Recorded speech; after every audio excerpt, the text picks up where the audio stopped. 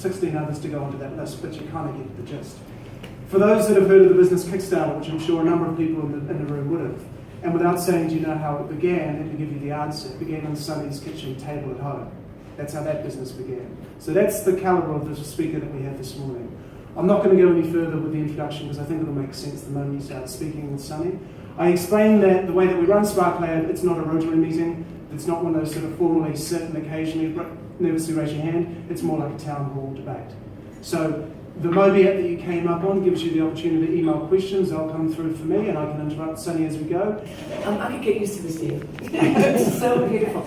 I've been in New Zealand now, because everyone asked me this question, so I'm just going to lead with it. Since Saturday morning, I arrived here at 5:30 a.m.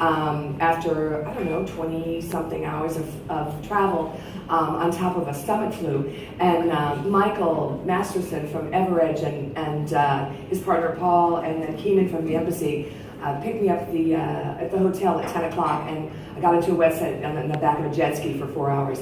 All around the harbor on my Wahiki, and then I had like my James Bond moment, which, it's great to have at any point in your life, but happy to have at 60. Well, I got dropped off in Wahiki and walked up and then climbed into my friend's hot tub and just stayed. So you can imagine how I feel about New Zealand. I love it.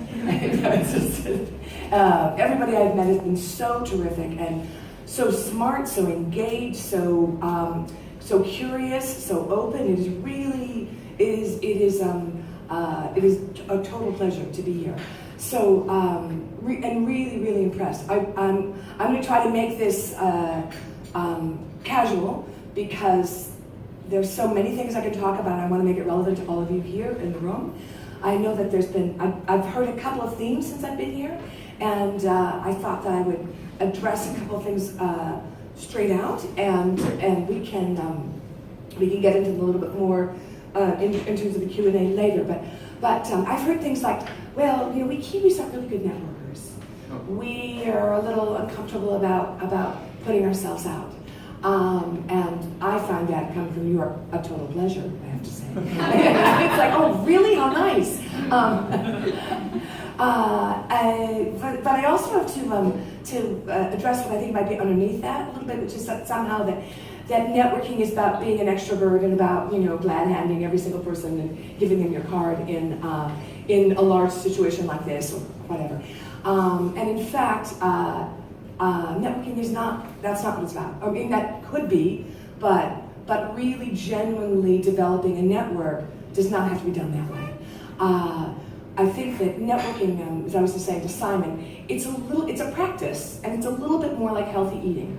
It's something you decide to do every single day, and it's something that you integrate into the way that you live and the way that you work and the way that you interact with people in the world, so that it then becomes just how you are, as opposed to something that you have to do consciously. That is, Simon was talking yesterday about, apparently somebody said, have 100 coffees, right? So go ahead and make a plan to meet people over coffee and do that 100 times and imagine what you might learn or see. And I thought about that. Do the math quick, and that's 2 times a week you would meet with somebody that you didn't know, and that seems totally doable, right? I mean, it just so I think that.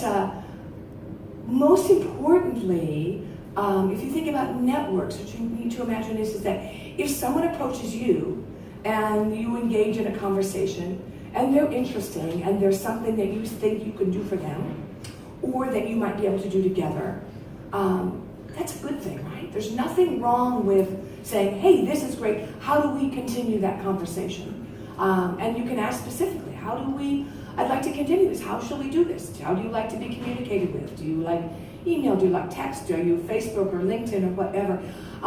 So I think people are most of the time very hungry to continue to connect and have these conversations because that's how we learn. And the reason why networking is so important is that there's so much to learn. There's so much to know that people can't possibly know it. And so what do you do when you need to learn something? You turn around and you say, Michael, I need to understand IP.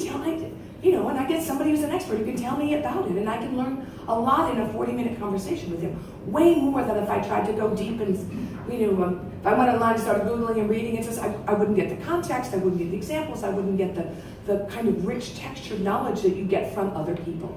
So when you have to know anything, learn anything, try to understand anything, your best bet is people. Therefore, the more diverse and interesting people that you can have in your network, that you can reach out to and you can connect with, the more likely it is you'll be able to have access to the kind of information and knowledge and wisdom that you need.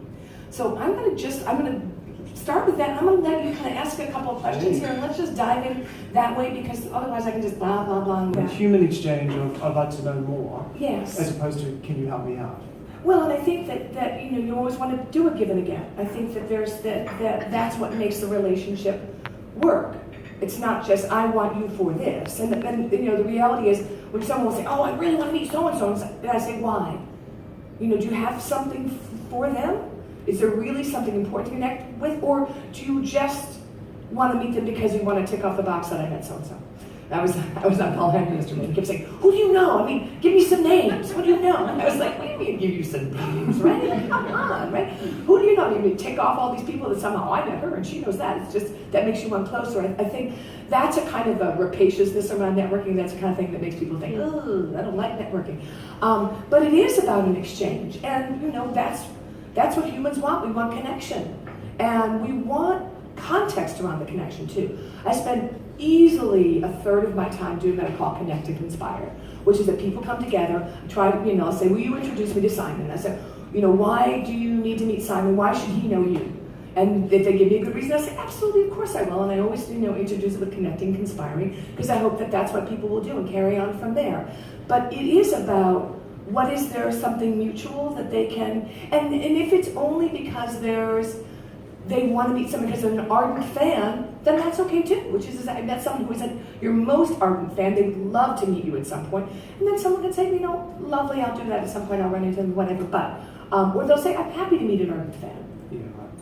So therefore, do you get better at it the more you do it? Is it a practice? It's like anything. But therefore, is it as orchestrated as planned? I'm going to get up this morning. I'm going to network with 2 people. I'm going to connect with 3 people. I think there's some people that works for, right? Where you can say, "I have a strategy. My strategy is I need to be able to meet with." There was a very, very savvy architect that I knew years ago, and I remember he said, "The most important thing I can do this year, there are 10 companies that are prospects for me to work with. And I'm going to find the person in each of those companies who I connect best with. Not the person that will hire me, but who's somebody high enough in the organization that I will really connect with them." And Ted is ambitious, but by the end of the year he had 8 people that he was really close with. From that he got massive commissions like the Walt Disney Hall in Los Angeles and stuff. And then made lifelong friends. And I remember thinking, for all the people that are sort of banging around like a pinball, trying to, kind of smack into and do kind of a quick bump, very, very different from someone saying, "There's someone in this company that I'm going to be a lifelong friend with, a lifelong colleague with, and I'm going to find out who that person is and connect with them this year, and we'll see where that leads." So some of the thing about connecting in networks is that it doesn't have a direct impact. It's not like, "I'm looking for a return on investment of that meeting." It's saying, here's, and I think a lot of people do look at it that way, and that's just fine. We've been in places where you have that power-seeking missile, and they're like, "Oh, a little sign, a little light bulb," and I think, and then hello, so they're like, "Ah!" So I think that if you approach it anybody in an authentic way with, "This is who I am, and this is what I'm looking for, this is why I want to connect with you." Because I think when you say the idea about connecting, have a story. "Hi, my name is Sunny. I'm here in New Zealand because I'm really interested in seeing what it's like to be an island nation and trying to connect into the greater world and understanding what your relevancy is like." And you can have anything you want to say, but give someone something to respond to. That's right. That could be interesting for them, or they could have something to say about, and you can begin a conversation. conversation. That's So what it is. when you explain it like that, I guess this is the unusual thing about connecting. It sounds so obvious, but if you hit Google and go for tips on networking, one from Fast Company says, make sure that you hang out by the food table, make sure you're backlit. Make sure you're backlit? Make sure you're not. Make sure you're backlit. Try not to dribble. I mean, so you're not have to eat too much while you're talking. But why do we confuse it then? Why is it seen as this dark art? Well, I think that people get scared. I think at heart we're all afraid of being rejected, everybody, and that somehow you can bring a lot to it and make it much more than it is or than it needs to be. And particularly when it's somebody that you want to meet or you perceive to be really important, that it's scary because you feel like you're taking something in your hand. And at heart, I think that may be what it is. And it also may be that sometimes we think so little of ourselves that we think we really are going to be, that it is all about not dribbling our food and being backlit. And I don't know. There's a question from Joseph who is saying, how often do you get a no? Now, how often do I get a no? Yeah. All the time. I don't know. And when, I guess in what context? It's when I'm such an optimist, I'm like, oh, no one ever says no. I say no all the time. So I don't think about that, right? Well, presumably for people starting up, thinking to become better at networking, there is that fear of saying, I'm going to ask you for your card and you're going to say, no thanks, I'm really not interested, which is a bit of an ego hit. Absolutely. And I guess then it's how you,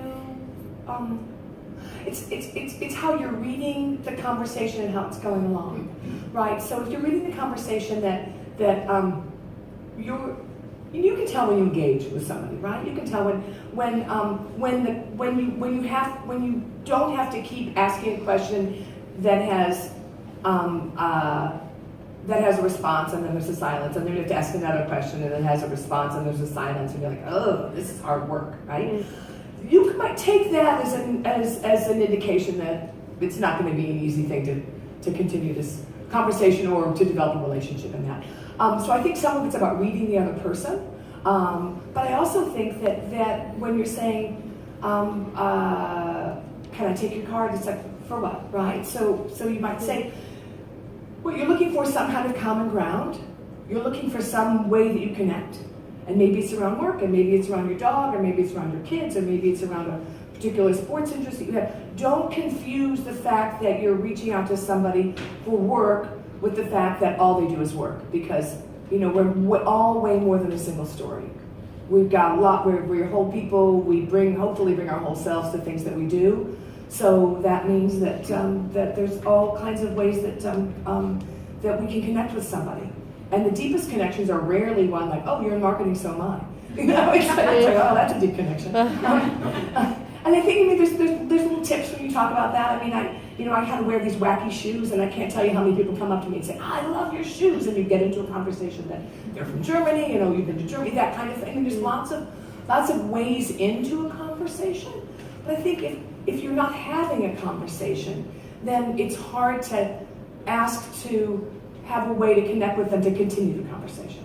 So work on trying to have it there, unless you're in a place where they're being inundated and you saw something like this and you're like, oh, I'd love to continue this. And they say, okay, great, and then you exchange cards in there.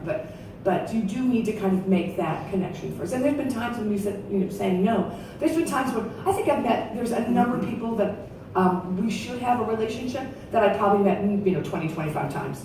And every time I meet them, it's like they've never met me before. And that's okay, right? I get it. And that just means that we don't have a relationship, and it probably won't ever until there's a dire need or something. And so, we talked to someone who was going to come this morning, and they said, look, I'm actually too busy for networking. And you kind of go, well, if we saw the importance of networking, we would prioritize to make time for it. Yeah.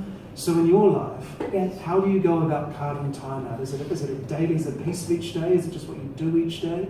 Well, I think I told you that, my kind of go-to is my inbox, when you've got a lot of work to do and you have something that you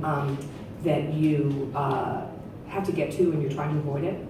I go to my inbox and that's when I connect to Kickstarter. I've got about 30, 40 drafts that say, oh, I promised I was going to introduce it to you. So it is my pathology. So I'm not really a good person to ask about this, right? Because it's something I really love doing. But I think that your need to network, so to speak, or you need to be out into an environment with a lot of people, ebbs and flows. I mean, if you're working hard on a project, the last thing in the world you want to do is dive into a room with people because you want to get your work done. So I mean, I think that's perfectly legitimate for someone to say, I'm too busy working on something like this. I don't want to open up the door to any more. And I was thinking about this the other day because when I go to, I both love to be in a room like this and then I cringe because there's so many conversations I want to have, and I have a tiny touch of one, and then I want to continue it, which means that there's another correspondence that's going to go in my draft box. It's going to be, every time you meet someone great, it's a little more work, right? And if you've got something, a deliverable you've got to do, then you're like, oh, I've got to do that, and I want to do this. And so, I think some of that's about your appetite for it and about being realistic about how much you can and can't do. So, I think when someone says I'm too busy, that's okay. You may be too busy to, kind of come into a room with people that are not critical to something you're doing. It's okay.